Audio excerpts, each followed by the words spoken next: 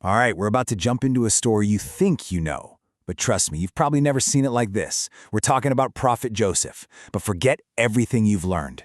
We're not looking at him as just a religious figure. We're looking at him as a master, an architect of the human mind itself.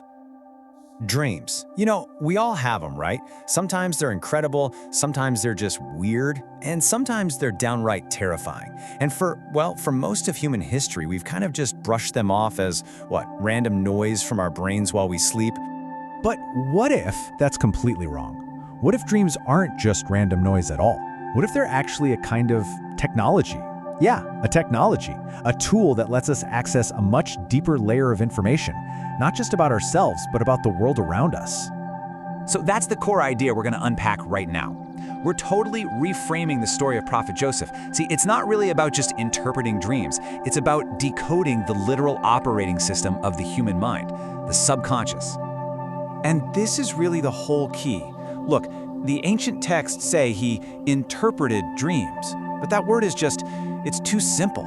He wasn't just looking at symbols. He was seeing patterns, codes, the hidden structures of thought. This wasn't guesswork, he was decoding. Now, to really understand just how unbelievably powerful this idea is, we have to bring in some modern science. Let's see what today's neuroscience says about our minds, and you'll see how perfectly it lines up with this ancient story. Okay, get ready for this, because here's the number that changes absolutely everything: 95%. Modern science tells us that a staggering 95% of our behavior, I'm talking about our emotions, the decisions we make, our biggest fears, our deepest desires, none of that comes from our conscious thoughts. It's all being run by the subconscious mind. And just look at that. What's so mind-blowing here is the sheer scale. That tiny little 5% sliver, that's what we think of as us. But the massive 95%, that's the hidden kingdom that's actually pulling all the strings. And the story here suggests that Joseph didn't just know about this kingdom, he could walk right into it, he could navigate it. And that brings us to the next level of what he could do. Just stop and think about this for a second. Imagine you could read the subconscious, not just of one person, but of an entire population, an entire kingdom. You could literally see the collective fears, the shared hopes of a whole nation. At that point, you're not just predicting what people might do. You're looking at the actual blueprint of the future. Okay, so let's put this theory to the test. Let's take his most famous feat, the 7-year prophecy. Was this really some magical vision sent from above? Or was it something much, much more scientific? So, you remember the story, right? The pharaoh has this bizarre dream about skinny cows eating fat cows, and everyone else at court, they just see it as, meaningless, crazy dream stuff. But Joseph, he saw something completely different. He wasn't looking for magic, he was looking for a pattern, and he found one. He saw the signature of a huge systemic cycle that was about to collapse. And this right here is the absolute key. He didn't predict the future in some mystical way.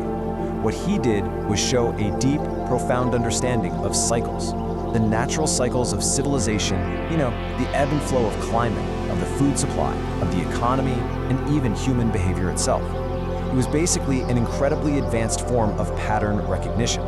He had this deep insight that let him see exactly where all the current trends were leading. So the big question is, if it wasn't magic, how in the world did he do it? Well, that brings us to his method. And this is so important. It wasn't just some random gift he had. The story suggests he was using a repeatable, structured process, a process that, when you look at it closely, looks a whole lot like the early foundations of psychoanalysis. Let's break down his 3-step method. Step 1 was absorption. This is where he would basically enter the emotional state of the person dreaming, feel what they felt. Step 2, translation. This is where he'd map the symbols from the dream onto the person's subconscious patterns. And then finally, step 3, projection. He could then foresee their future behavior, all based on the hidden fears and desires he just uncovered. Think about that. It's a highly sophisticated psychological framework that was supposedly mastered thousands of years ago. But hold on, as advanced as that psychological framework is, it might only be scratching the surface. Some interpretations suggest Joseph's method went way beyond just reading someone's mind and actually tapped into the fabric of reality itself. So, what if dreams are more than just data about our psychology? Yeah, this is where it gets really wild. Some ancient sources actually propose that dreams are a way for our consciousness to slip into what you might call parallel realms. Deeper layers of reality where time doesn't work the way we think it does. It isn't linear. In these places, the future isn't one set path. It's a whole field of possibilities. So if you look at it from that angle, Joseph's ability suddenly doesn't seem supernatural anymore. It seems more like a form of incredibly advanced information processing.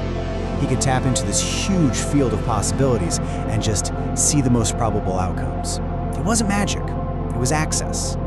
And what's really fascinating is, when you start thinking this way, you realize Joseph might not have been unique in having a mastery, but just unique in his specialty. Let's zoom out and look at the bigger picture for a second. There's this framework that suggests every prophet mastered a different, fundamental, hidden science. Think about it. Solomon, the science of energy. Moses, the science of law and structure. Jesus, the science of compassion. And Joseph? Well, his was the science of the subconscious. It's like each one of them unlocked a different piece of humanity's hidden potential.